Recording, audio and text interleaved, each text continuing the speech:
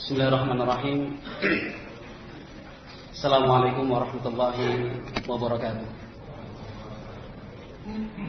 Innal hamdalillah nahmaduhu wa nasta'inuhu wa nastaghfiruh wa na'udzu billahi min shururi anfusina wa min sayyiati a'malina. Man yahdihillahu fala mudilla lahu wa man yudlil fala hadiya lahu. Asyhadu an la ilaha illallah wahdahu la syarika lah wa asyhadu anna Muhammadan 'abduhu wa rasuluh sallallahu alaihi wa ala alihi wa ashabihi wa man tabi'ahum bi ihsanin ila yaumiddin. Qala Allah jalla wa ala fi kitabihil karim, ya ayyuhalladzina amanu taqullaha haqqa tuqatih wa la tamutunna illa wa antum muslimun. فإن أصدق الحديث كتاب الله وخير الهدى هدى نبينا محمد صلى الله عليه وسلم وشر الأمور محدثاتها فإن كل محدثة بدعة وكل بدعة ضلالة وكل ضلالة في النار. Ikhwati billah rahimani wa rahimakumullah. Mudah-mudahan majelis ini diliputi dan dipenuhi berkah dan rahmat dari Allah Jalla wa ala. Ikhwati billah yang dimuliakan dan dirahmati Allah Jalla wa ala, ayat-ayat Al-Quran, demikian pula hadis-hadis Rasulullah sallallahu alaihi wasallam begitu sempurna dan utuh menjelaskan, menerangkan dan menggambarkan tentang kehidupan dunia dan kehidupan akhirat. Betul-betul rinci dan sangat mendetail sekali. Sesuatu yang menunjukkan maha sempurna ilmu Allah Subhanahu wa ta'ala. Tentu Allah sebagai Rabbul Alamin yang menciptakan seluruh alam semesta ini, Allah memiliki hikmah yang begitu luas. Belum tentu kita sebagai manusia dan itu pasti bahkan mengetahui apa hikmah di balik ini semua. Akan tetapi Allah Jalla wa ala dengan rahmat dan kasih sayangnya telah membimbing, demikian juga menjelaskan jalan yang semestinya ditempuh oleh kita manusia makhluk ciptaannya.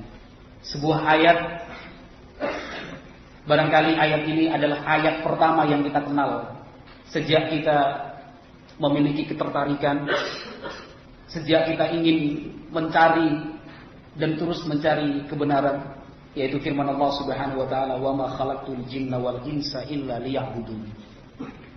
Allah menjelaskan dengan ayat yang bagi kita terasa singkat, tetapi sesungguhnya dari ayat ini Allah Subhanahu wa taala hendak menyadarkan kita bahwa inilah tujuan Allah menciptakan manusia, demikian juga jin. Wa ma khalaqtul jinna wal insa illa liya'budun. Tidaklah aku ciptakan jin dan manusia kecuali untuk satu tujuan, menyerahkan ibadah dengan sepenuhnya dan sebenar-benarnya hanya untuk Allah Subhanahu wa taala, tanpa syarikat, tanpa tandingan, tanpa sekutu, semua penuh. Qul inna salati wa nusuki wa mahyaya wa mamati lillahi rabbil alamin. Katakanlah, sesungguhnya salatku, ibadahku, hidup dan matiku lillahi adalah untuk dan milik Allah Subhanahu wa taala, hidup dan mati kita. Tetapi tidak banyak di antara hamba-hamba Allah Subhanahu wa taala yang mampu mencapai tingkatan yang seperti ini, betul-betul sampai pada puncak mahyaya wa mamati lillahi rabbil alamin. Itu tidak banyak yang betul-betul memiliki prinsip kuat seperti ini, mendarah daging, nafas dan langkahnya adalah mahyaya wa mamati lillahi rabbil alamin, hidup dan matiku itu untuk Allah Subhanahu wa taala. Sehingga kemana kita melangkah dalam hidup ini, semua diserahkan dengan aturan-aturan Allah Subhanahu wa taala. Untuk apa kematian kita cari, juga lillahi rabbil alamin. Tidak banyak yang mampu mencapai tingkatan dan derajat setinggi ini. Hamba-hamba Allah Subhanahu wa taala yang mampu mendaki selangkah demi selangkah sampai pada tingkatan tertinggi di puncak yang menjulang keimanan, yang betul-betul memasrahkan dirinya dan apa yang dia punya adalah lillahi rabbil alamin. Mereka ternyata benar-benar mendapatkan ketentraman, ketenangan dan keteduhan yang luar biasa di dalam kehidupan dunia dan nanti dalam kehidupan akhirat. Ini kan yang kita cari. Ini pula yang dicari oleh sekian banyak orang. Hidup tenang, tentram, sejuk, teduh, no problem. Rasa-rasanya hidup di dunia itu tidak punya masalah. Ada yang punya popularitas tinggi.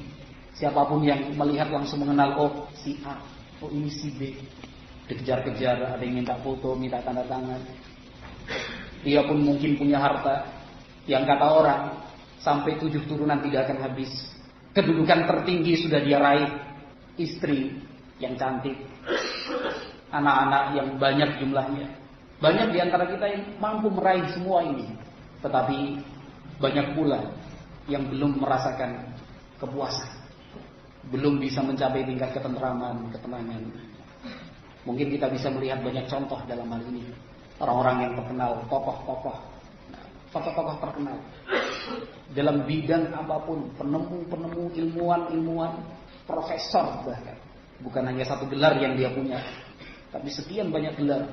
Ternyata kalau kita baca sedikit saja dari biografi mereka, ternyata mereka pun masih merasakan ada sesuatu yang kurang dari dalam hati dan kehidupan mereka. Masih rasa-rasanya kok belum mendapatkan kepuasan. Ikhwati fillah yang dimuliakan dan dirahmati Allah Subhanahu wa taala. Hamba-hamba Allah yang beriman pasti merasakan ketenangan, ketentraman, keteduhan, kesejukan, dan itu janji dari Allah Subhanahu wa taala. Allah Subhanahu wa taala berfirman dalam Al-Qur'an, "Alladzina amanu wa lam yalbisu imanahum bidzulmin, ulaika lahumul amnu wa hum muhtadun." Ayat ini menjelaskan tentang keutamaan tauhid dan janji dari Allah Jalla wa ala untuk muwahhidin, hamba-hamba yang bertauhid. Allah menyatakan alladzina amanu wa lam yalbisu imanahum bidzulmin. Mereka adalah orang-orang yang beriman dan tidak mencampurkan sedikit pun keimanan itu dengan kezaliman, yaitu kesyirikan. Orang-orang yang semacam ini janji dari Allah Jalla wa ala, ulaika lahumul amnu wa hum muhtadun. Orang-orang seperti inilah yang akan mendapatkan al-amnu, rasa aman, tentram, nyaman, teduh hatinya. Jiwanya selalu sejuk, pikirannya tidak meledak-ledak, tenang. Wa hum muhtadun. Dan mereka adalah orang-orang yang selalu mendapatkan petunjuk serta hidayah dari Allah Subhanahu wa taala fid dunya wal akhirah, di dunia maupun di akhirat. Seperti itulah yang dijelaskan para ulama tafsir. Di dunia, di alam barzakh, di alam akhirat, di surga pun nanti seperti itu. Alladzina amanu wa lam yalbisu imanahum bidzulmin, ulaika lahumul amnu wa hum muhtadun. Maka kita membaca sejarah para nabi dan para rasul sampai rasul yang terakhir, Rasuluna Nabiyuna Muhammad sallallahu alaihi wasallam wa ashabuh, dan para sahabatnya, walladzina taba'uhum bi ihsan, serta orang-orang yang mengikuti mereka dengan baik. Allah sebutkan dalam Al-Qur'an, Nabi alaihi salatu wasallam menceritakan di dalam hadis-hadisnya. Semua penderitaan, kesusahan, kesempitan yang sifatnya duniawi itu dilalui dengan senyum, dengan senyum. Semua kepahitan dunia itu akhirnya tenggelam dan sama sekali tidak berarti dengan manisnya keimanan yang mereka punya. Kita mengenal satu persatu mungkin, mendengar dan menyaksikan sekian banyak saudara-saudara kita akhirnya mengalami gangguan kejiwaan, stres, depresi, rumah sakit jiwa selalu penuh. Yayasan, lembaga, LSM dan yang semisalnya tumbuh terus satu persatu, hanya untuk membicarakan, menyelesaikan dan memberikan jalan keluar. Orang depresi itu gimana caranya disembuhkan? Obat diberikan dalam dosis yang tinggi sampai tidak sadar orang pasien yang meminumnya. Dan bukan murah obat-obatan yang seperti itu, mahal. Semua berbicara. Ada teori A, teori B, teori C. Banyak ahli juga yang mencoba untuk menawarkan metode A, metode B, metode C untuk menyelesaikan masalah-masalah yang seperti ini. Kalau kemudian kita berusaha sedikit saja, kita buka. Kenapa orang-orang itu mengalami depresi, mengalami gangguan kejiwaan, stres, sampai aksi bunuh diri misalnya. Ternyata la haula wala quwata illa billah, masalahnya sepele, sangat-sangat sepele. Dan semua itu kaitannya dengan masalah duniawiyah. Na'udzubillahi min dzalik. Ini sudah melenceng jauh Dari ayat Allah Subhanahu wa taala yang telah kita sebutkan tadi dalam surat Al-An'am, alladzina amanu wa lam yalbisu imanahum bidzulmin ulaika lahumul amnu wa hum muhtadun. Panjang jauh. Baru sedikit saja diuji oleh Allah Jalla wa ala. Baru sedikit diuji oleh Allah Jalla wa ala. Sudah bergeser imannya, mulai melemah dan berkurang semangatnya untuk beribadah kepada Allah Subhanahu wa taala. Kalau rezekinya disempitkan, kebutuhan dan keperluan dunianya sulit untuk diperoleh, dia mengatakan Rabbi ahanan. Waduh, Tuhanku sudah menghinakan aku.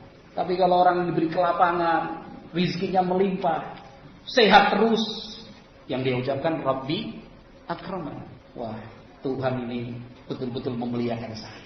Allah bantah anggapan seperti ini. Kalla, bukan seperti itu. Ukuran dunia itu bukanlah ukuran keridhaan dan tidaknya Allah Subhanahu wa taala kepada hamba. Bukan. Itu bukan ukuran. Masalah sepele, sampai jatuh pingsan, sampai kemudian stroke misalnya. Masalah sepele. Sungguh berbeda dengan keadaan orang-orang yang beriman, hamba-hamba Allah, para nabi, para rasul, sahabat dan ulama yang mengikuti mereka. Seperti dan juga ibadur rahman yang lain. Ibadur rahman yang lain. Siapa yang tidak mengenal Bilal bin Rabah?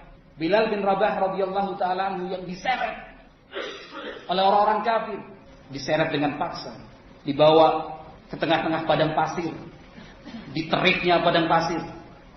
Coba bandingkan dengan suasana hari-hari ini. Malam turun hujan, siang turun hujan. Kita juga masih mengeluh, aduh sumue. Hidup kalau nggak pakai AC nggak bisa, harus pakai kipas angin. Itu padahal malam hujan, pagi pun masih rintik-rintik. Nanti menjelang sore sudah awan tebal mendung di atas langit. Bandingkan dengan Bilal bin Rabah radhiyallahu taala diseret, ditelungkupkan di atas pasir yang membara. Bukan pasirnya Parangtritis, bukan. Ini pasir gurun di Timur Tengah. Itu pun masih diletakkan batu yang panas di atas punggungnya, disetrika. Tuntutannya hanya satu dari orang-orang kafir, kufuri ajaran Muhammad. Kembalilah kepada Lata wal Uzza. Tapi bagi Bilal bin Rabah, siksaan itu justru terasa indah. Bagi Bilal bin Rabah, tindakan-tindakan penyiksaan semacam itu bukan sesuatu yang berat dirasakan, tetapi manis. Tidak ada sedikit pun mengeluh, aduh panas, sakit. Tidak ada satu huruf pun yang menggambarkan Bilal bin Rabah mengeluh tidak terucap. Justru yang terucap dari lisan Bilal bin Rabah radhiyallahu taala adalah inti dan buah dari keimanan yang menghujam kuat di dalam sanubarinya. Ahad, ahad, ahad, ahad. Kalimat seperti ini diucapkan betul-betul penuh dengan ketulusan. Karena dalam posisi disiksa, tanpa ada kekuatan sedikit pun yang dimiliki oleh Bilal bin Rabah, tapi terucap dengan indah kalimat ahad, ahad. Ini Bilal bin Rabah radhiyallahu taala. Maka pantas apabila Rasulullah SAW menjelaskan dan mengkhabarkan bahwa Bilal bin Rabah termasuk penduduk surga. Wahai Bilal, aku dengar suara terumpahmu di dalam surga.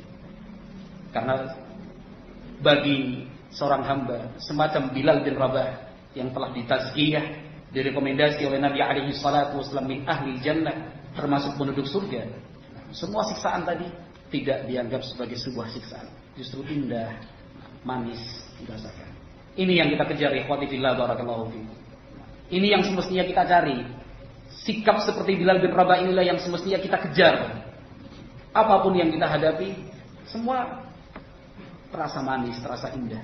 Kita pun semua pasti mengenal keluarga Yasir, Ammar bin Yasir, ibu dan ayahnya, Sumayyah.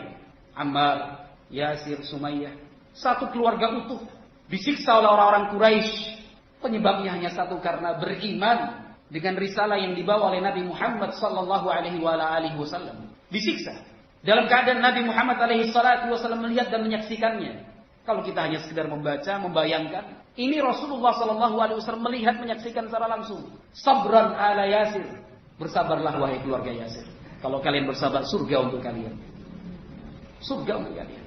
Kalimat Nabi alaihi wasallam ini diambil kuat, dipegang oleh keluarga Yasir. Bukan meragukan, bukan bertanya-tanya apa iya surga. Sampai kemudian Sumayyah radhiyallahu taala anha adalah syahidah pertama di dalam sejarah Islam. meninggal dunia dalam keadaan yang sangat-sangat menyedihkan dan memilukan. Tubuhnya radhiyallahu ta'ala ditusuk dengan tombak dari arah bawah tembus ke atas, radhiyallahu ta'ala. Tetapi itu semua dilalui dan dirasakan oleh keluarga Yasir radhiyallahu ta'ala anhum ajmain dengan senyum. Sama sekali tidak ada satupun huruf terucap mengeluh, mengadu, tidak.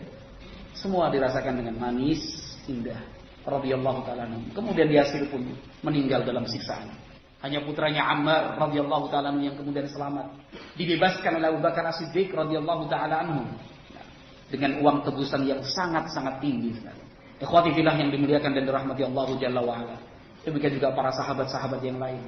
Di medan pertempuran, mereka selalu ada di hadapan Nabi alaihi salatu wasallam. Dunaka ya Rasulullah. Wahai Rasulullah, merunduk ya Rasulullah. Biarkan saya yang kena anak panah.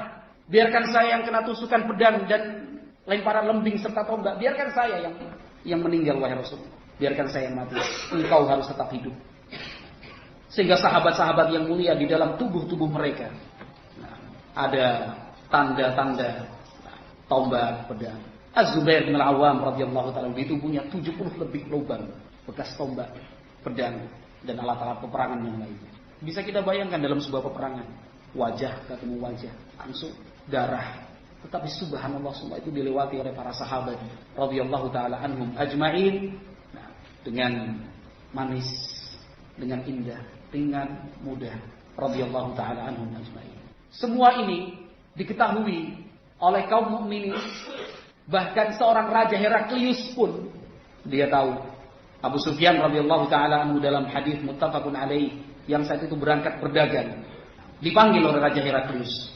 Raja Heraklius bertanya kepada Abu Sufyan dan rombongannya tentang Muhammad serta dakwah Islam yang dibawanya.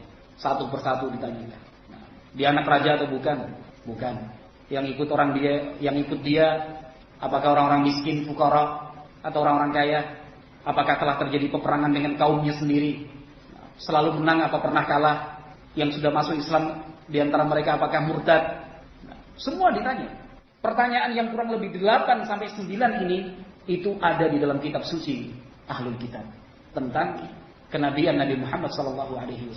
Ketika sampai pada pertanyaan, apakah di antara mereka ada yang murtad meninggalkan Islam sakhtan lahu karena benci kepada Islam? Abu Sufyan menjawab, tidak. Tidak ada seorang pun di antara pengikut Nabi Muhammad SAW yang murtad meninggalkan Islam karena benci kepada Islam. Karena benci kepada Islam tidak ada.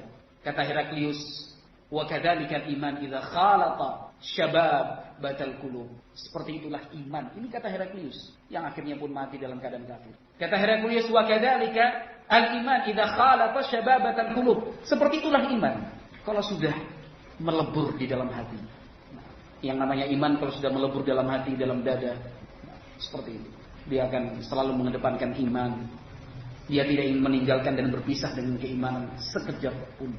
Ketika ada rombongan sahabat datang menemui Rasulullah SAW di awal-awal Islam, wa huwa mutawassidun tahtal Ka'bah. Nabi SAW waktu itu sedang beristirahat di bawah teduhnya Ka'bah, menggunakan selendang sebagai bantal. Rombongan sahabat, terutama dari kalangan orang-orang yang dianggap rendah, ya Rasulullah, mintalah dan berdoalah kepada Allah untuk menyelamatkan kami ya Rasulullah. Di awal-awal Islam, permusuhan dan kebencian orang-orang kafir betul-betul nyata. Nabi SAW justru menceritakan tentang umat sebelum kita. Nabi SAW menyampaikan kepada para sahabatnya dulu, mimman kana qablakum, umat sebelum kalian ada di antara mereka yang ditanam hidup-hidup. Digali, dibuat lubang, badannya dimasukkan sampai setengah badan, digergaji, kepalanya terbelah sampai dua. Tuntutannya untuk melepaskan keimanan, tetapi ditolak. Tetap beriman kepada Allah Subhanahu wa taala. Beriman kepada Allah Subhanahu wa taala. Ashabul Ukhdud, kaum mukminin yang dihadapkan dengan parit-parit yang telah diisi dengan kayu bakar, api yang berkobar, dituntut untuk memilih beriman kepada raja ataukah tetap pada pendiriannya beriman kepada Allah Rabbul Alamin. Dilemparkan dari hidup. Ini di hadapan seluruh rakyat. Sehingga siapapun bisa melihat teriakan, kesakitan orang-orang yang tetap mempertahankan keimanan. Tetapi sesungguhnya mereka merasakan itu semua dengan indah, dengan manis. Ashabul Kahfi, Ibrahim alaihi salatu wassalam, Musa alaihi salatu wassalam, Isa alaihi salatu wassalam, dan sebut saja semua nabi dan semua rasul serta orang-orang yang saleh, semua telah diuji oleh Allah Subhanahu wa taala, namun mereka menghadapinya dengan tegar, dengan kokoh, dengan istiqomah. Nah, tidak mengenal rasa takut sedikit pun, tidak ada rasa cemas, diakui ataupun tidak. Kita berusaha untuk mengingkari, padahal itu pasti sebenarnya kita hidup dalam kecemasan. Selalu saja ada kekhawatiran, cemas. Besok makan apa, besok minum apa, usaha saya bagaimana, anak dan istri saya seperti apa. Hidup dalam penuh kecemasan. Nanti kalau sakit biaya dari mana, kalau turun hujan banjir nanti seperti apa. Terus hidup dalam kecemasan. Tetapi untuk orang-orang yang beriman tidak mengenal cemas, tidak mengenal khawatir, tidak mengenal rasa takut. Allah berikan as-sakinah, rasa tenang. As-sakinah, rasa tenang adalah sesuatu yang paling berharga. Harta yang berusaha diperebutkan oleh sekian banyak orang. Rasa tenang dalam hati, hidup. Percuma kan kita punya segala-galanya kita punya, tapi hidupnya gak tenang, selalu cemas. Nah, rumah bagus, harta banyak, tetapi dipagari dengan alat-alat keamanan, CCTV, security, alarm. Kalau ada apa-apa panggil aparat keamanan. Nah, punya harta, bingung investasinya untuk apa? Biar aman. Kalau dibelikan emas, simpen di mana? Belikan tanah saja. Tanah nanti jangan-jangan sertifikatnya palsu. Nanti kalau double bagaimana? Belikan mobil, dicuri orang. Itu kecemasan kita. Ya contoh kecil saja lah. Kita punya sepeda motor, taruh parkir di pinggir jalan, pasti kita pengen gembok. Kalau bisa double. Bahkan itu pesan Pak Polisi, double. Itu kan bukti kecil sederhana bahwa kita itu sebenarnya hidup dalam kecemasan. Nek nyeneng kok piye? Nek misalnya begini nanti terus gimana? Nah, untuk menghilangkan semua kecemasan, rasa takut, kekhawatiran, hanya iman yang bisa berbicara. Hanya iman. Dalam kisah Nabi Musa alaihi salatu wassalam, ketika sang ibunda mengandung, melahirkan, Allah Subhanahu wa taala memberikan wahyu, perintah kepada ibunda Musa alaihi salam untuk menghanyutkan Musa yang masih bayi, baru berumur beberapa hari, dihanyutkan di aliran sebuah sungai. Ibu mana yang tidak cemas dengan kondisi bayi seperti ini? Bayi yang yang ditidurkan di dalam keranjang, busa empuk, menumpuk, ada pagar dari besi yang dibalut dengan kain sehingga tidak terlalu keras. Itu pun sang ibu masih mencemaskan. Tiap pagi, tiap waktu dilihat dadanya masih kembang kempis. Oh, hidup berarti. Kok nggak nangis ya? Dilihat, perhatikan, oh ya, alhamdulillah masih hidup ini, detak jantungnya. Masih di dalam rumah saja, seorang ibu masih cemas dengan kondisi bayi yang masih berumur beberapa hari. Cemas. Nanti bayi saya itu normal apa enggak ya? Semua indranya apakah berfungsi dengan baik? Ini ibunda Musa alaihi salatu wasallam diperintahkan Allah untuk menghanyutkan Musa yang masih bayi berumur beberapa hari. Dihanyutkan di sungai. Tentu rasa cemas yang dirasakan oleh ibunda Musa alaihi salatu wasallam saat itu beribu-ribu kali lipat dibandingkan rasa cemas seorang ibu yang melihat bayinya di dalam rumah menelengkup beberapa waktu dan tidak menangis.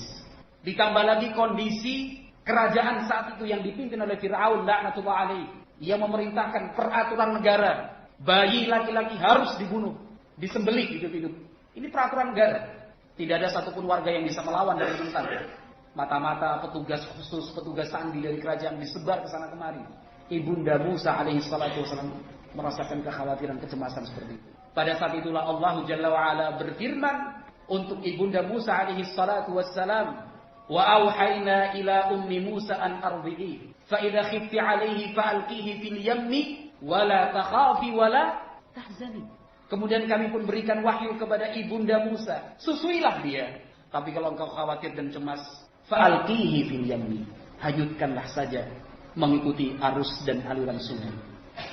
Perintah dari Allah Subhanahu wa taala ini kepada ibunda Musa, Allah Maha mengetahui bahwa ketika perintah ini turun, muncul rasa cemas, takut, khawatir dan sedih pada ibunda Musa alaihi salam.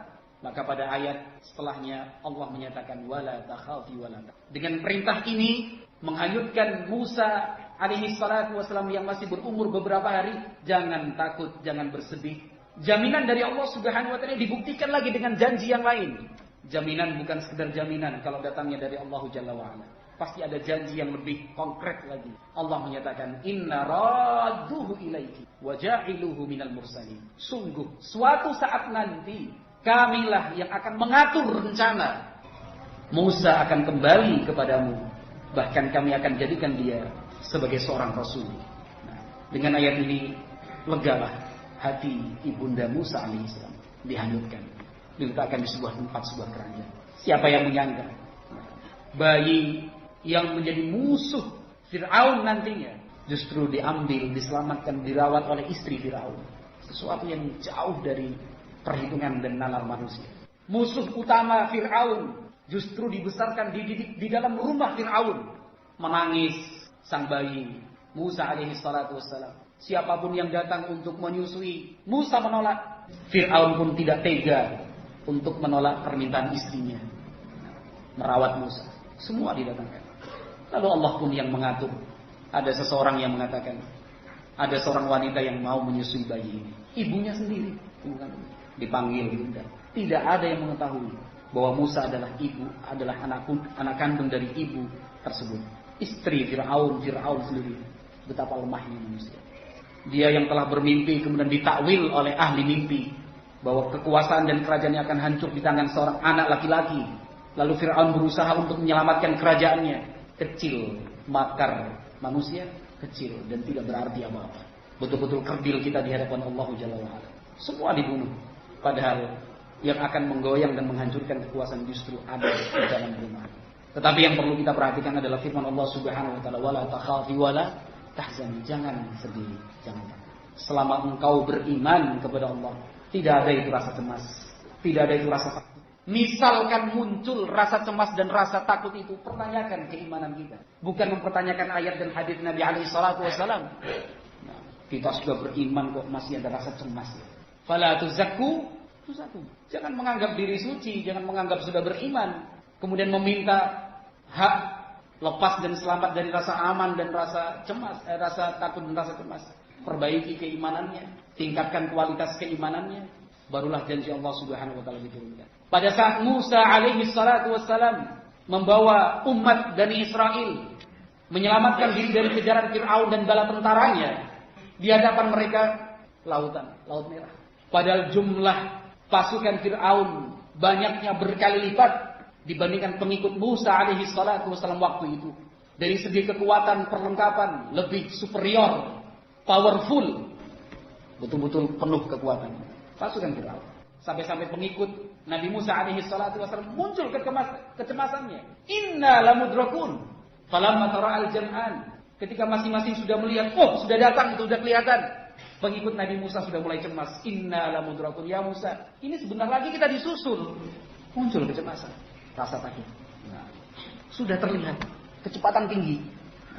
Dalam keadaan yang seperti ini, Allah pun memberikan pertolongan untuk orang-orang yang beriman. Wauhayna ila Musa. Kemudian kami berikan wahyu kepada Musa alaihi salatu wassalam. Anidrib bi asakal bahra. Pukulkan tongkatmu di laut yang ada di hadapanmu, laut merah. Fa asri bi ibadi, lintasi laut itu. La takhafu darakan wa la takhsha. Ayat terakhir ini Allah menyatakan la takhafu darakan wa la takhsha. Kamu tidak akan cemas disusul dan kamu tidak perlu takut. Ini janji dari Allah Subhanahu wa taala untuk orang yang beriman. Orang yang beriman menghadapi semua masalah, apapun beratnya, betapapun sulitnya, betapapun banyak dan menumpuknya masalah itu. Nah, tidak ada rasa takut, cemas. Ini musuh sudah di belakang. Yang sekiranya mereka melemparkan anak panah bisa sampai di tempat pengikut Nabi Musa alaihi salatu wasallam. Allah tunjukkan keajaibannya. Janji dari Allah untuk orang-orang yang beriman.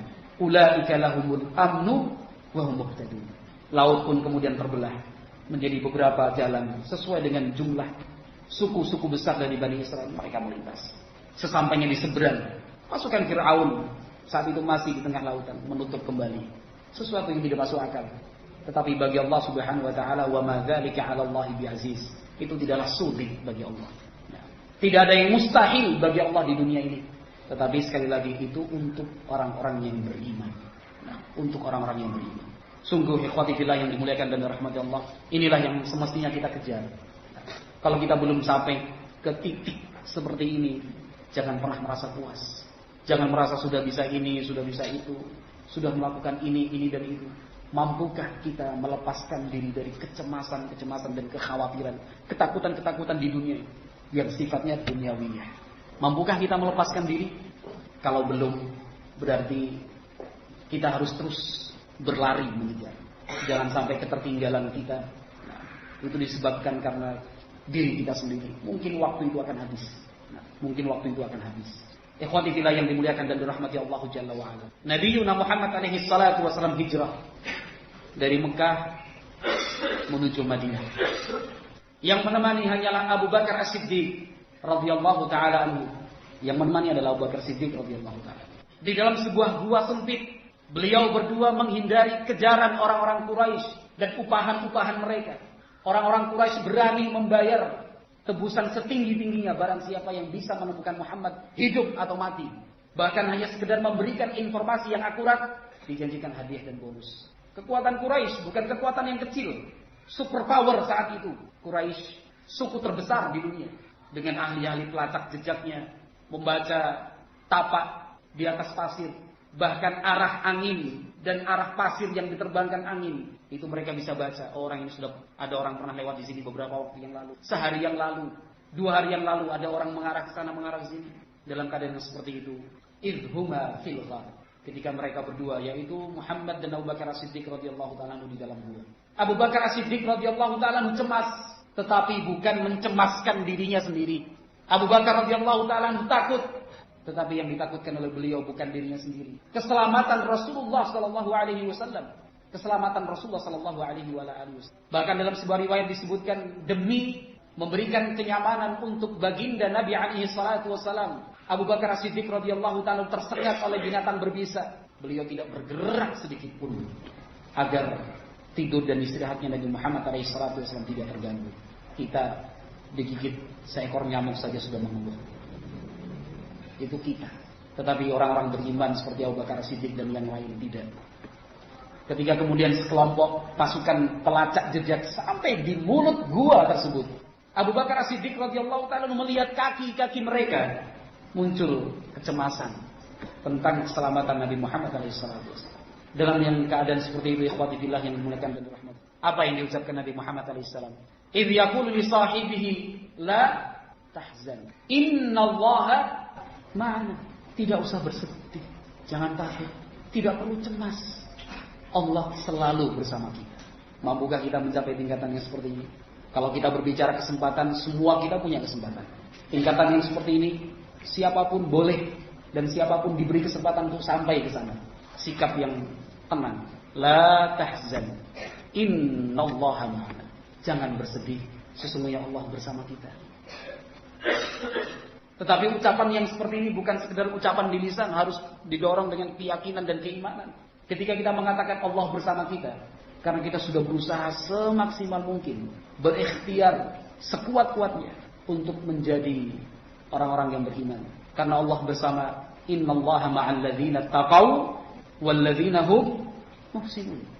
Allah bersama dengan kita, kata Nabi Muhammad SAW. Bersama dengan siapa? Allah bersama dengan orang-orang yang bertakwa dan mereka berbuat ihsan di dalam ibadah dan amalan saleh. Itulah yang harus kita kejar. Tingkatkan takwa, beribadah sampai pada tingkatan ihsan. An ta'budallaha ka'annaka tarahu wa illam takun tarahu fa innahu yaraka. Ini tingkatan ihsan. Engkau beribadah kepada Allah Jalla wa Ala seolah-olah engkau melihatnya secara langsung. Sekalipun kau tidak bisa melihat Allah Subhanahu wa taala, engkau beribadah dengan penuh keyakinan bahwa Allah benar-benar melihat semua yang engkau lakukan di dalam ibadah itu. Ikhwati billah, marilah kita mengejar.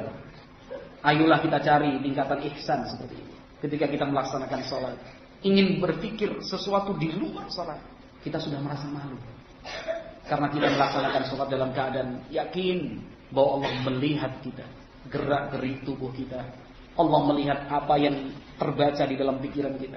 Allah melihat dan maha mengetahui apa yang terlintas di dalam hati kita. Itu perlu kita evaluasi sholat-sholat kita, ibadah-ibadah kita yang lain.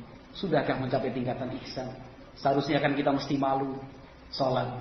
dalam keadaan Allah melihat kita. Kemudian hati kita justru terbang melayang ke sana dan kemari, menembus dunia tanpa batas.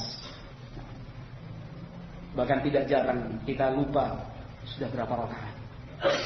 Bahkan mungkin kita tahiyat seharusnya membaca at-tahiyatulillah, yang kita baca alhamdulillahirabbil alamin arrahmanir rahim maliki yaumiddin. Al-Fatihah dibaca. Salah menempatkan doa. Padahal Allah sedang melihat kita melaksanakan salat. Allahu akbar, rukuk dan sujud. Barangkali untuk mencapai tingkatan seperti ini masih membutuhkan perjuangan yang panjang. Tetapi yang terpuji adalah hamba yang terus berusaha. Yang tercela adalah hamba yang tidak mau berusaha untuk meningkatkan kualitas iman dan takwanya. Ikhwati fillah yang dimuliakan dan dirahmati Allah, Nabi Muhammad alaihi salatu wasallam dalam hadis muttafaqun alaih min sahabi Anas ibnu Malik radhiyallahu ta'ala beliau bersabda, "Salatun man kunna fihi wajada bihinna halawatal iman, an yakuna Allah wa rasuluhu ahabba ilaihi mimma siwahuma, wa an yuhibbal mar'a la yuhibbuhu illa lillah, wa an yakraha an ya'uda ilal kufri ba'da id anqadhahu Allah minhu, kama yakraha an yuqdhafa finnar." Kata Nabi alaihi salatu wasallam, ada 3 perangai, ada 3 khisal. Barang siapa seorang hamba yang mampu menghimpun 3 perangai ini di dalam dirinya, dia mampu merasakan manisnya iman. Ketiga-tiganya nanti bolehlah kita lihat dan kita cek di dalam hati ini, sudahkah atau belum. Sebenarnya kita sudah bisa merasakan manisnya iman ataukah belum. Atau bahkan mungkin kita sendiri masih bertanya-tanya, lah manisnya iman itu seperti apa ya? Itu kan berarti belum pernah merasakan. Sama halnya seperti sebuah makanan. Ini penjelasan para ulama. Mereka memberikan contoh dengan makanan dan minuman yang ada di depan kita. Seperti makanan dan minuman. Setiap makanan dan minuman pasti punya rasa. Ketika kita belum bisa menentukan ini rasanya apa, enak, tidak enak, lezat, tidak lezat, itu artinya kita belum pernah merasakan makanan dan minuman tersebut. Seperti itu pula lah iman. Kalau kita masih bertanya-tanya lah, rasanya piye iman itu ya? Ya itu tanda bahwa kita belum mengecap manisnya iman. Kata para ulama, ketika fungsi lidah itu sudah rusak, fungsi lidah sebagai indera perasa sudah rusak, dia tidak akan mungkin bisa merasakan manis atau tidaknya sebuah makanan atau minuman. Kalau indera perasanya tidak lagi berfungsi, dia tidak akan bisa menentukan rasa dari tiap-tiap makanan dan minuman yang dia konsumsi. Maka seperti itu pula lah hati. Ketika hati sudah tidak lagi berfungsi dengan baik, ketika hati itu sudah mati, na'udzubillah, ketika hati kita sudah rusak, maka kita tidak akan bisa merasakan manisnya iman itu seperti apa. Karena makanan dan minuman adalah makanan fisik, dan iman adalah makanan hati. Itu tanda. Kalau kita belum bisa merasakan manisnya iman, atau bahkan mungkin bertanya-tanya manisnya iman itu seperti apa, sekali lagi mungkin fungsi hati kita telah rusak. Nauzubillah. Manisnya keimanan itu kata para ulama istilzadut ta'at, selalu merasakan lezat dan nikmat ketika melakukan ketaatan dan ibadah kepada Allah Jalla wa'ala. Puas, bahagia, terhibur, baru berencana untuk beribadah saja itu sudah senangnya bukan main. Apalagi kemudian berhasil mendapatkan kesempatan dari Allah melaksanakan ibadah itu sampai selesai, terasa lezat. Demikian juga menganggap seluruh masyaqqat, semua hal-hal yang sulit dan berat itu ringan. Ini tanda mampu merasakan manisnya iman. Nggak ada yang berat, nggak ada yang susah dalam beribadah dan taat. Maka tidak jarang kita mendengar, wah angel nek koyo ngono. Kayak ini fungsi hati sudah rusak, tidak mungkin dia bisa merasakan manisnya iman. Kayaknya saya sulit kayak gitu, masih berat. Nah, bertahap lah ya. Nanti setelah saya persiapkan ini dan persiapkan itu, baru saya bisa seperti itu. Ini Rasulullah SAW yang bersabda 3 hal. Itu kalau kita sudah punya, manisnya iman bisa kita rasa. Yang pertama kata Nabi SAW, an yakunallahu wa rasuluhu ahabba ilaihi mimma siwahuma. Yang pertama kalau kita sudah mencapai tingkatan Allah dan Rasulnya, lebih kita cintai dibandingkan segala sesuatu yang ada. Kata para ulama, mimma. Kenapa Nabi SAW tidak mengatakan mimman siwahuma? Yang belajar bahasa Arab tentu bisa membedakan antara ma dan man. Kalau man itu untuk yang berakal saja. Kalau ma mencakup yang berakal dan tidak berakal. Artinya selain Allah dan Rasulnya. Entah itu manusia, makhluk hidup, ataupun benda mati, selalu dalam posisi di bawah cintanya kepada Allah dan Rasulnya alaihi salatu wassalam. Karena tidak sedikit di antara kita yang lebih cinta kepada benda, melebihi cintanya kepada Allah dan Rasulnya alaihi salatu wassalam. Oleh karena itu di dalam beberapa ayat Al-Quran, Allah Jalla wa'ala menyebutkan contoh hal-hal yang dicintai oleh manusia, baik itu benda mati maupun benda hidup. Allah Subhanahu wa taala berfirman dalam surat At-Taubah, "Qul in kana aba'ukum wa abna'ukum wa ikhwanukum wa azwajukum wa ashiratukum wa amwalun iktaraftumuha wa tijaratun takhshawna kasadaha wa masakin tardawnaha ahabba ilaikum minallahi wa rasulihi wa jihadin fi sabilihi fatarabbasu hatta ya'tiya amrullah wallahu la yahdil qaumadh dhalimin." Allah Subhanahu wa taala menyatakan dalam ayat ini, katakan ya Muhammad, sampaikan kepada mereka semua, kita semua, seandainya ayah-ayah kalian, anak-anak kalian, saudara-saudara kalian, istri-istri kalian, pasangan hidup, keluarga kalian, wa amwalun iktaraftumuha, harta benda yang kalian punya, yang kalian kumpulkan, wa tijaratun takhshawna kasadaha, perniagaan, jual beli, usaha, bisnis yang kita khawatirkan akan melorot, yang kita khawatirkan akan rugi, wa masakinu tardawnaha, demikian juga rumah tempat tinggal kalian yang kalian senangi. Allah sebutkan ini benda hidup dan benda mati, bapak, anak, istri, keluarga, saudara, harta, perniagaan, bisnis dan usaha, demikian juga tempat tinggal. Kata Allah Subhanahu wa taala, kalau semua ini ternyata ahabba, lebih kalian cintai minallahi wa rasulihi, dibandingkan Allah dan Rasulnya, wa jihadin fi sabilihi, lebih kalian pilih dibandingkan berjihad di jalan Allah Jalla wa ala, fatarabbasu, tunggu saja, hatta ya'ti amrullah, sampai datangnya keputusan dan ketentuan dari Allah. Ikhwati fillah yang dimuliakan dan dirahmati Allah Jalla wa ala, maka Allah dan Rasulnya harus terdepan, harus diutamakan. Prioritas, betul-betul prioritas. Apapun yang bertentangan dengan cinta kita kepada Allah, apapun yang bertentangan dengan cinta kita kepada Rasulullah sallallahu alaihi wasallam, semua itu tidak berarti apa-apa. Karena yang kita cari adalah ridha dari Allah Azza wa Jalla, dan sebagai pembuktian rasa cinta kita kepada Nabi Muhammad alaihi salatu wassalam. Maka di dalam sejarah sahabat Nabi ridwanullah alaihim ajmain, semua yang disebutkan Allah di dalam ayat ini tidak bernilai apapun di hadapan orang-orang yang beriman. Tidak sedikit antara anak dan bapak berperang, saling membunuh di dalam pertempuran antara kaum muslimin melawan orang-orang musyrikin, karena Allah dan Rasulnya alaihi salatu wassalam. Para sahabat muhajirin, mereka yang meninggalkan tanah kelahiran dan kampung halaman mereka, perniagaan dan bisnis serta usaha mereka, rumah beserta perlengkapan dan harta yang tersimpan di sana, semua ditinggal oleh para sahabat demi Allah dan demi Rasulnya alaihi salatu wassalam. Ada rasa berat di dalam hati mereka? Kalla, tidak ada rasa berat di hati mereka. Mikir, waduh, eman, hijrah ke Madinah, tidak punya apa-apa, tidak bawa bekal apa-apa. Karena perjalanan menuju Madinah untuk hijrah berat. Untuk bawa unta, kemudian di atas punuknya diletakkan harta benda, sangat tidak memungkinkan. Karena orang-orang Quraisy selalu menghalangi, menangkap, berusaha mengembalikan setiap orang yang meninggalkan Mekah dalam rangka hijrah ke Madinah. Maka waktu itu setiap sahabat yang hijrah hanya berbekal iman dan takwa. Tidak ada harta benda yang mereka bawa. Nah, ini Allah Subhanahu wa taala sebutkan dalam Al-Quran. Maka orang-orang yang beriman lebih memilih Allah dan Rasulnya alaihi salatu wassalam. Bila seorang hamba telah melangkah sampai sejauh ini, an yakunallahu wa rasuluhu ahabba ilaihi mimma siwahuma, Allah dan Rasulullah sallallahu alaihi wasallam lebih dia pilih dibandingkan yang lain, seluruh manusia bahkan satu langkah untuk merasakan manisnya iman telah dia raih. Nah, Allah Subhanahu wa taala berfirman dalam Al-Qur'an, la tajidu qauman yu'minuna billahi wal yawmil akhir yuwadduna man hadallaha wa rasulahu walau kanu aba'ahum aw ikhwanahum aw ashiratahum ulaika kataba fi qulubihimul iman. Ya Muhammad, engkau tidak mungkin bisa menemukan kaum yang menyatakan beriman kepada Allah dan Rasulnya.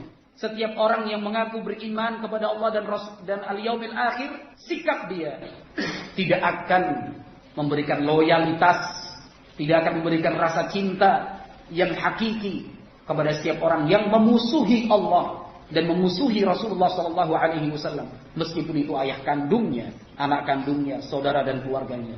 Ulaika kataba fi qulubihimul iman. Orang-orang seperti inilah yang Allah catatkan dan ukir di dalam hati mereka keimanan. Ikhwati fillah yang dimuliakan dan dirahmati Allah, menegakkan sunnah di zaman ini berat. Menghadapi sekian banyak arus, bukan 51 arus. Orang-orang kafir dengan segala macam arusnya. Kaum muslimin yang juhala, yang tidak mengerti tentang agama ini. Kaum muslimin yang memiliki pemahaman-pemahaman sesat.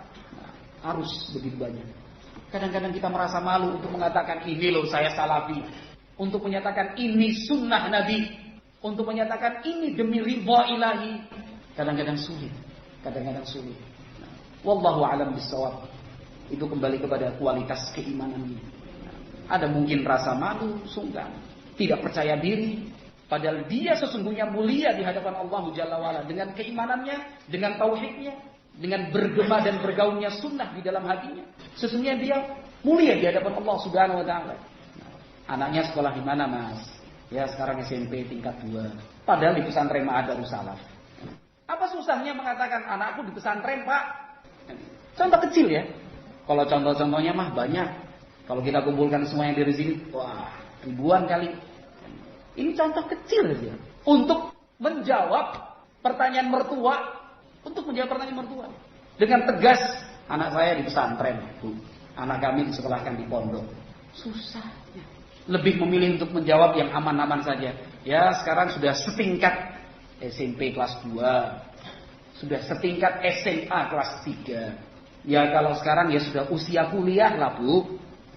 Misalnya. Ada semacam ketidakpercayaan diri. Wah, pesimis. Sebut. Anak saya di program tahfidzul Quran. Apa itu nih program tahfidzul Quran? Begini, Bu.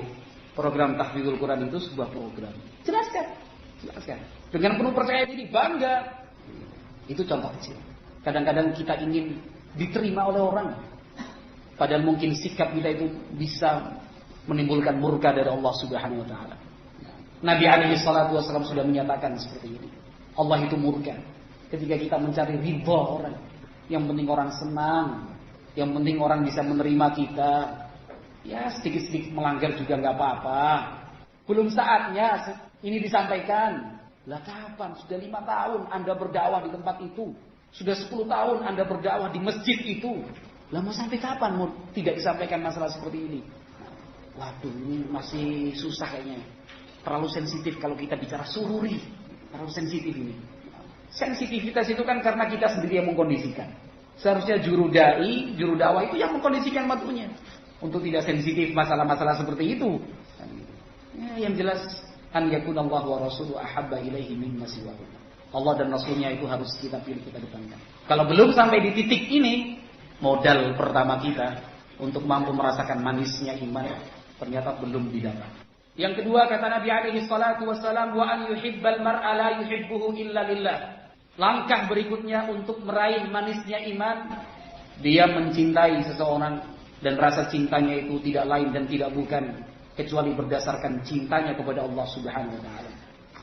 Mudah kita berbicara seperti ini, prakteknya sulit. Mengukur cinta antara sesama kita. Ukurannya itu adalah Allah Subhanahu wa taala. Seringkali kita terbawa oleh nafsu, demikian juga pribadi. Itu sering kali kita terbawa. Kita membenci si A, tidak suka kepada si B, tidak cocok kepada si C, pasti dan jelas alasannya pribadi. Kok ya masih tega-teganya membalut dengan alasan syar'i. Jelas masalah pribadi. Kok tega-teganya ini? Wah, masalah manhaj ini pribadi. Kita suka kepada si A, senang kepada si B, cocok kepada si C. Alasannya katanya karena agama, sama-sama salafi. Suatu saat dikecewakan, nggak bisa dilupakan semua itu. Padahal dia masih salafi. Bohong berarti di depan tadi. Kata seorang ulama bernama Yahya bin Mu'adz rahimahullahu taala, beliau menyimpulkan sederhana sekali. Mengukur rasa cinta karena Allah itu sederhana sekali ukurannya. Kata beliau rahimahullahu taala, nah, rasa cinta karena Allah itu la yazidu bil birri wa la yanqusu bil jafai. Simpel. Kata beliau rahimahullah, rasa cinta kita kepada sesama karena Allah itu bisa diukur. Tidak bertambah karena kita mendapatkan kebaikan dari dia, juga tidak berkurang karena kita dicelakai dan dirugikan oleh dia. Simpel. Ini masalah pribadi. Lengos. Pukul rata. Padahal mungkin dalam masalah meminjam alat, nggak dikembalikan sekian lama, dipinjam tapi dikembalikan dalam keadaan rusak, sudah generalisasi, dianggap semua sama. Sudahlah, salafi opo dia bisa. Ya monggo kita bisa keimanan check up, bukan medical check up. Keimanan check up, iman kita perlu di check up, diteliti ulang. Tapi jujur, jangan berusaha cari alasan pembenaran. Enggak. Ya akhi, Allah Maha mengetahui hati kita dan apa yang tersimpan dan tersembunyi dalam hati kita. Betulkah kita mencintai dan membenci seseorang itu karena Allah Subhanahu wa taala? Coba ukur. Yaitu butuh waktu tersendiri untuk merenung. Iya, betul juga. Selama ini saya nggak cocok dengan si A, si B. Itu sebenarnya alasannya apa sih? Betul-betul karena syar'i ataukah tidak? Atau pura-pura saya paksakan karena syar'i, padahal sebenarnya pribadi. Maka kalau kita belum bisa mencintai seseorang karena Allah dan membenci seseorang karena Allah, ya kita tidak akan bisa merasakan manisnya iman. Tidak akan mungkin bisa. Seorang hamba yang sudah bisa tingkatan seperti ini, manis, bebas konflik, iya kan? Bebas konflik. Apa yang jadi konflik antara dia dan orang lain? Semua ukurannya Allah Subhanahu wa taala. Semua ukurannya syariat Allah Subhanahu wa taala. Tapi seperti yang saya sebutkan tadi, jangan terlalu memaksakan ini alasannya syar'i, padahal itu pribadi. Persaingan, bisnis, mungkin keceplosan bicara, merasa tersakiti dan terzalimi, dan masalah-masalah yang lain. Kemudian yang ketiga, kata Nabi alaihi salatu wasalam, wa an yakraha an ya'uda ilal kufri ba'da id anqadhahu Allahu minhu kama yakraha an yughrafa binnar. Yang ketiga, dia tidak ingin kembali kepada kekufuran setelah Allah selamatkan dia, sebagaimana dia tidak ingin dilemparkan ke dalam api. Kita tidak ingin seperti yang dulu, yang hidupnya jauh dari agama, nggak ngerti apa-apa tentang Islam. Apakah kita rela mengganti keimanan dengan kekufuran? Kan boleh kita duduk sebentar membanding-bandingkan yang biyen dulu saya aktif di pengajian tahlilan, la ilaha illallah, la ilaha illallah, atau selawatan-selawatan yang bid'ah, ikut-ikut pergerakan harokah, demo sambil bawa spanduk himpunan mahasiswa Islam Indonesia misalnya. Mungkin pernah jadi ketua panitia peringatan Isra Mi'raj, ketua panitia peringatan Nuzulul Quran misalnya. Atau pernah menipu dan membohongi orang, mengambil harta milik orang lain, menggoda anak orang. Itu kan masa lalu yang alhamdulillah Allah jauhkan kita dari hal-hal yang seperti itu, karena kemudian kita mengerti hukum-hukumnya. Apa kemudian setelah Allah tunjukkan jalan kebenaran seperti ini, kemudian kita tinggalkan dan ingin kembali seperti dulu lagi? Itu tadi, dengan mencari alasan-alasan dan pembenaran. Ikhwati fillah yang dimuliakan dan dirahmati Allah. 3 hal ini disebutkan oleh Nabi Muhammad SAW dalam satu hadis. Dalam hadis yang lain, Nabi SAW menyatakan, "Dzaqa fa'mal iman man radiya billahi rabban wa bil islami dinan wa bi Muhammadin nabiyya." Hadis riwayat Muslim. Pasti akan merasakan manisnya iman seseorang yang menyatakan, Rabbku adalah Allah, Islam agamaku, Muhammad adalah nabiku. Tapi bukan sekedar dinyanyikan, bukan sekedar dihafalkan seperti rapal dan mantra. Ada konsekuensinya. Bukan sekedar dinyanyikan. Hafal, dilakukan, dikeroncongkan, dinasyidkan. Bukan seperti itu tujuannya. Allah Tuhanku, Islam agamaku. Bukan seperti itu. Tapi ada konsekuensinya. Ketika konsekuensi ini sudah bisa kita penuhi, janji dari Nabi SAW itu pasti terjadi. Zaqa'mal iman. Kita akan bisa merasakan manisnya iman. Ikhwati fillah yang dimuliakan dan dirahmati Allah Subhanahu wa taala. Yang jelas kita hidup harus mengerti apa hakikat kita hidup di dunia. Kita pun harus membuat agenda-agenda langkah ke depan itu seperti apa. Apa yang sebenarnya kita kejar? Apa yang sebenarnya kita cari? Jawab dan tentukan sendiri. Ya tentu dengan mengambil Al-Quran dan Sunnah Nabi SAW sebagai cahaya yang menerangi, sehingga langkah kita pun tidak salah dan tidak tersesat. Nah, apa tujuan kita? Tentukan. Apakah kita sudah bisa meraihnya, sudah bisa mencapainya? Sebentar lagi juga kematian akan datang. Umur kita terbatas. Nah, kita yang sudah berumur 20, 30, 40, coba ingat waktu kecil dulu. Iya, kayaknya masih main layangan dulu, main kerang, mandi di sungai, petak umpet sama teman-temannya. Kayaknya baru lulusan SMA kemarin. Sekarang sudah 40, 45. cepat sekali kan. Kalau misalnya umur kita 2 kali lipat, katakan umur kita sekarang 30, umur kita sebenarnya 60, sebagai contoh saja. Berarti kan yang waktu sesingkat itu akan terulang lagi dengan singkat sampai batas akhir umur kita. Apa yang sudah kita persiapkan? Toh semua ini pasti akan kita tinggalkan. Yang menjadi teman dan pengiring kita nantinya adalah amalan, tidak ada yang lain. Oleh karena itu ikhwati fillah yang dimuliakan dan dirahmati Allah Jalla wa Ala, dalam kesempatan malam hari ini saya memberikan nasihat untuk saya sendiri tentunya dan seluruh saudara-saudara saya ikhwan salafiyin dan kaum muslimin secara umum. Nah, marilah kita memohon kepada Allah Subhanahu wa taala dengan sepenuh dan setulus hati.